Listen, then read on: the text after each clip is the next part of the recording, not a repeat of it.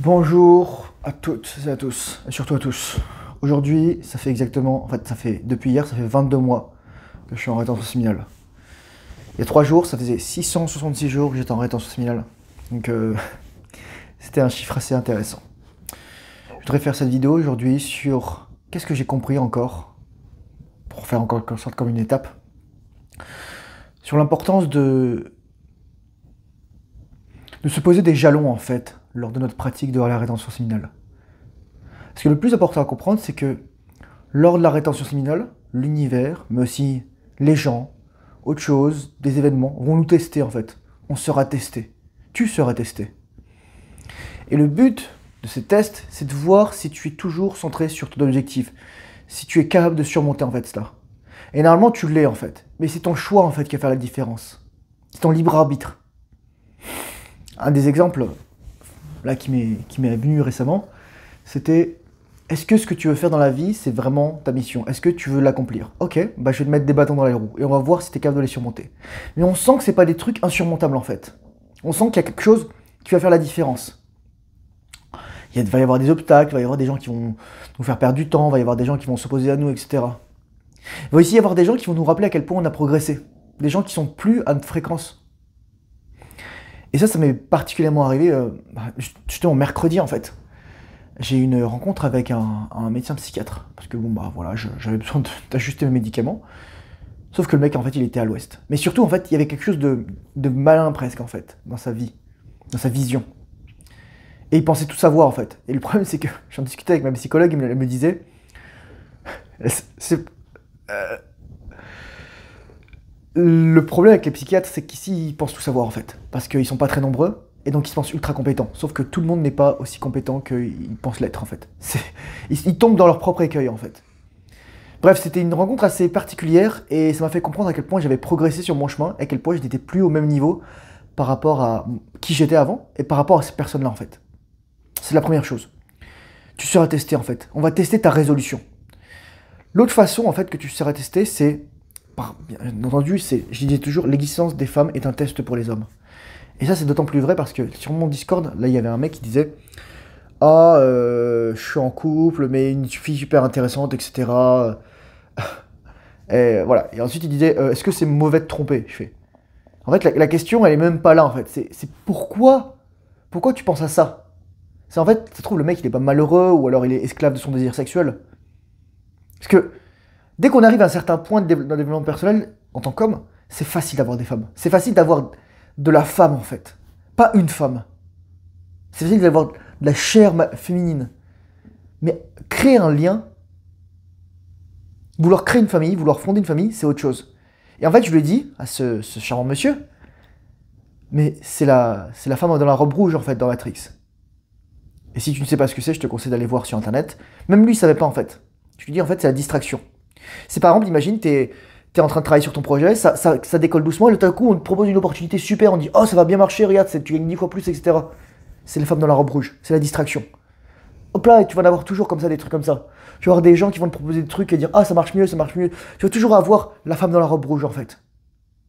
Et ça, c'est un test, en fait. C'est un test pour voir si t'es toujours sur ton chemin. En fait, t'as un chemin, t'as une limite droite, limite gauche, un peu comme un fuseau dans l'armée. Tu dois pas le dépasser. Et par exemple, il m'a dit: oh, j'ai un coup d'opportunité facile, etc. Ouais, mais ton objectif pour la brigade, pour le régiment, pour la division, pour le corps d'armée, c'est de ça, en fait.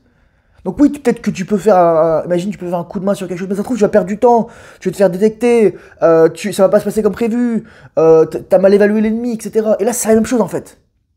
C'est pour ça, il faut agir sur ce qu'on connaît, en fait. Et sur ce qu'on connaît pas, il faut se documenter. Et c'est ça aussi le troisième test de la rétention séminale, au-delà donc des femmes et je dirais plutôt des gens qu'on rencontre, c'est que donc il y a des challenges, des défis, des épreuves. C'est que on doit se tester nous-mêmes en fait.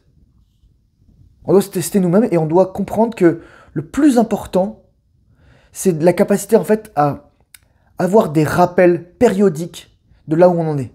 C'est pour ça que moi là récemment j'ai mis ces vidéos où je soulève lourd, etc. Parce que je savais plus où j'en étais en fait. Où j'en étais, par exemple en termes de musculation, etc. Ou par exemple en termes de boxe. Là par exemple, je vais faire du sparring. Et j'ai un peu les boules en fait, clairement j'ai les boules, parce que je connais pas trop mon niveau, etc. Je suis pas le meilleur, ça fait un peu plus d'un an que je fais de la boxe en continu, j'en avais déjà fait auparavant dans l'armée, j'en avais fait avant ailleurs.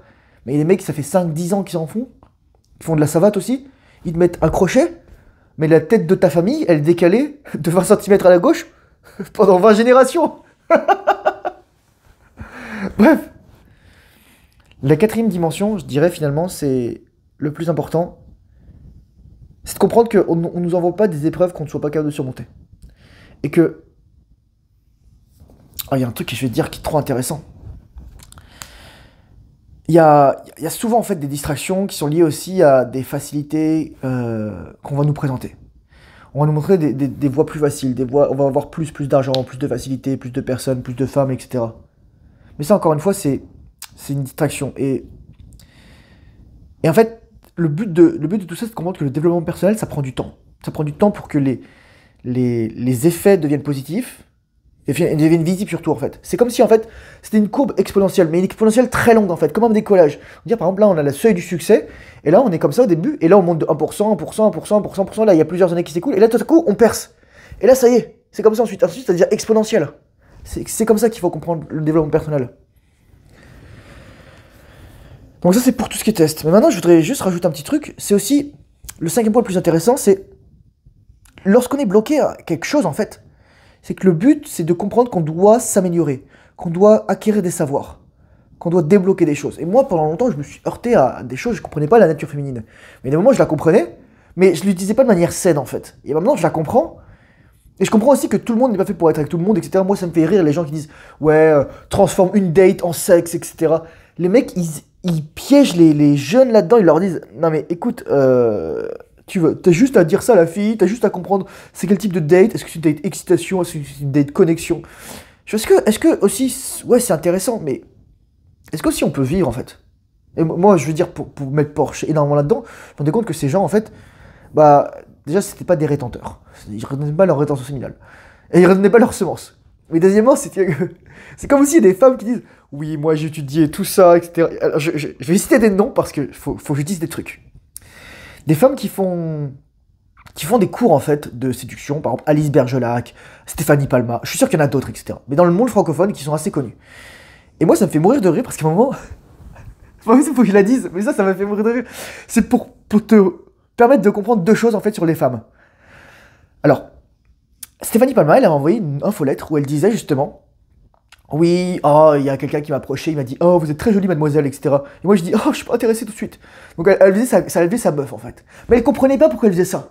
Parce qu'une femme est incapable de comprendre en fait ce qu'il a fait, ce qui fait qu'un homme est attractif pour elle. Et le deuxième point, c'est une femme est incapable de comprendre qu'un homme peut s'élever et devenir attractif pour elle. Et c'est pour ça qu'une femme, lorsqu'elle va donner des conseils, elle va donner des conseils à des hommes qui sont déjà attractifs pour elle. Elle va donner des conseils, oui, sois plus gentil, parle bien, etc. Mais c'est parce que le mec, c'est un alpha giga chad qui démonte toutes les nanas et elle le veut et dit ah, mais j'aimerais bien que tu sois un peu plus gentil avec moi parce que voilà. Non, la plupart du temps, c'est pas un manque de gentillesse qu'on a envie des femmes, bon, même si ça peut être le cas, c'est un manque de masculinité. Et je dis bien masculinité, je dis pas juste en fait, juste être un bad boy en fait, juste voilà, regarde, je te donne des émotions, je couche partout, j'ai des MST. Voilà, au secours. Non mais c'est ça. Donc en fait, ce qui m'a fait rire, c'est ce que Stéphanie Palma comprenait pas dans son infolettre, concernant le développement personnel, c'est qu'en fait, le mec, s'il avait été attractif, il aurait pu dire n'importe quoi, il aurait pu dire hey, je mange de la boue, et la fille, elle aurait fait ah oui, moi aussi, on en mange ensemble. C'est qu'elle comprenait pas ça en fait. Et c'est ça en fait, c'est trop drôle parce que les femmes ont un écueil où elles comprennent même pas leur propre nature féminine en fait. Très rares sont celles qui vont comprendre ça. Et très rares, c'est celles qui vont admettre qu'elles sont comme ça. Une femme qui va admettre sa nature féminine, elle va toujours le faire en dire oh en fait, oh mon dieu, je suis trop attirée. Mais en fait, c'est une blague, c'est une blague. Non mais c'est pas une blague, non. Tu t'as juste dit ce que tu voulais et tu l'assumes pas, donc tu dis c'est une blague. Donc c'est ça. Une femme est incapable de comprendre qu'un homme peut s'élever et devenir attractif pour elle. Mais lorsqu'un homme devient attractif pour une femme, en fait, c'est trop tard pour la femme, en fait. Le but de la femme, c'est de détecter l'homme qui sera attractif pour elle, et justement qui a la meilleure trajectoire, en fait. C'est ce que j'appelle la puissance. Comparé, en fait, à la position, par exemple, le bad boy, où c'est juste du pouvoir. Parce que le bad boy, le jerk, tout ce que tu veux, trou du cul, il y a mon chat qui essaie de se gratter à l'oreille, c'est trop drôle. Il est statique, en fait. Et au pire, la seule chose qui va arriver, c'est qu'il va descendre en fait. Ou alors il va lui arriver quelque chose. C'est ça en fait. C'est pour ça que moi je dis toujours, le plus important c'est pas tant ce que tu vas faire pour plaire à une femme, parce que finalement t'es un simp, c'est est-ce que tu vas être concentré sur ton objectif. Donc c'est ça en fait la leçon de tout ça. C'est que tous ces tests en fait, tout le développement personnel que tu devras faire, toute la compréhension du monde des femmes, etc. que tu devras faire, c'est lié à ton objectif de vie. Voilà. J'ai pas grand chose à ajouter. Méfie-toi de la femme dans la robe rouge, elle est très attirante, très aguichante. N'oublie pas de te tester régulièrement. Je dis pas de se tester pour les MST, mais bon, aussi, voilà. A priori, si t'es en rétention séminale et si tu fais bien tout ce que je te dis et si tu fais attention, ça devrait bien se passer. Mais le plus dur, je pense, c'est pas oublier qu'en fait, c'est ça en fait. C'est ça le but de tout ça. C'est la foi, la persistance, le fait de persévérer. C'est ça la vraie foi en fait. C'est ça la capacité à continuer d'avancer. Il y a tellement de gens, dès qu'ils vont avoir une première difficulté, ils vont changer en fait. Et Jordan Peterson, il disait ça. Si tu dois changer de voie, choisis-en une qui est au moins aussi difficile. Parce que sinon, qu'est-ce que tu vas faire? Tu vas faire de la décharge progressive. Au lieu de faire de la surcharge progressive, tu vas faire de la décharge progressive dans ta vie. Et c'est ce que la plupart des gens font en fait. Ils font de moins en moins de sport, ils lisent moins en moins, ils bougent de moins en moins, ils parlent de moins en moins, ils s'éduquent de moins en moins. Comme si plus on avançait dans l'âge, moins on devait être pertinent, intelligent, etc. Non, c'est l'inverse. Le but, c'est qu'à la fin, c'est que tu es tellement surcharge progressivement, c'est que tu vives une vie longue, heureuse, etc. Il y a quelqu'un qui me disait, oui, l'exercice intensif, etc., entraîne l'arthrose.